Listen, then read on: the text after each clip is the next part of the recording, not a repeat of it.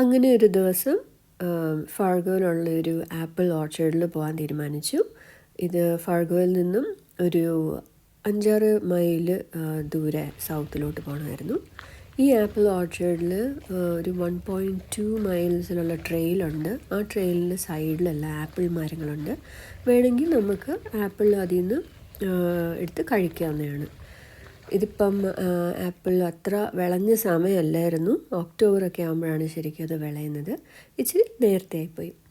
ഈ ആപ്പിൾ ഓർച്ചർഡിൻ്റെ തൊട്ട് സൈഡിൽ തന്നെയാണ് red river of the north. ഈ റിവർ നോർത്ത് ഡക്കോട്ടയും മിനസോട്ടയും തമ്മിൽ ഇടയ്ക്ക് ഫ്ലോ ചെയ്യുന്ന ഒരു റിവറാണ് red river of the north.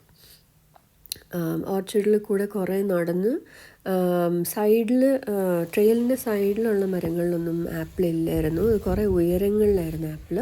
അതുകൊണ്ട് ട്രെയിലിൻ്റെ കുറച്ച് ഉള്ളിലേക്ക് നടക്കേണ്ടി വന്നൊരു താഴത്തെ ഭാഗത്തൊക്കെ ആപ്പിൾ ഉള്ള സ്ഥലത്ത് എത്താൻ വേണ്ടിയിട്ട്.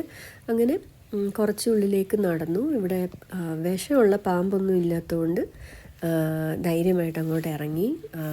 എന്നിട്ട് അവിടെ അടുത്തുണ്ടായിരുന്ന ഒരു ആപ്പിൾ ട്രീയിൽ നിന്ന് കുറച്ച് 2 ആപ്പിൾ എടുത്തു. ഇതൊരു ക്രാബ് ആപ്പിൾ എന്ന് പറയുന്നത് ഒരു ആപ്പിളാണ്.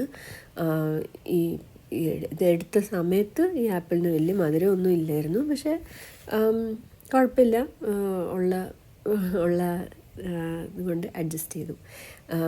ഇത് കഴിഞ്ഞ് തൊട്ടടുത്ത് വേറെ വലിയ ആപ്പിളുകളുണ്ടായിരുന്നു. അതിൽ നിന്നും 2 ആപ്പിൾ എടുത്തായിരുന്നു. അതിന് നല്ല ടേസ്റ്റായിരുന്നു. നല്ല മധുരവും നല്ല പുളിയും ഉണ്ടായിരുന്നു.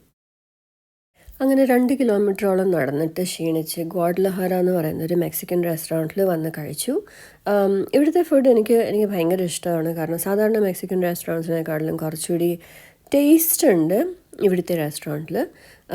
സാധാരണ റെസ്റ്റോറൻറ്റ്സ് പോലെ തന്നെ വികൃതമായ കുറേ പ്രതിമകളും പടങ്ങളും ഇവിടെയുണ്ട്. പക്ഷേ ഇത് കുറച്ചുകൂടി ഭീകരമായിട്ട് തോന്നിയിരുന്നു.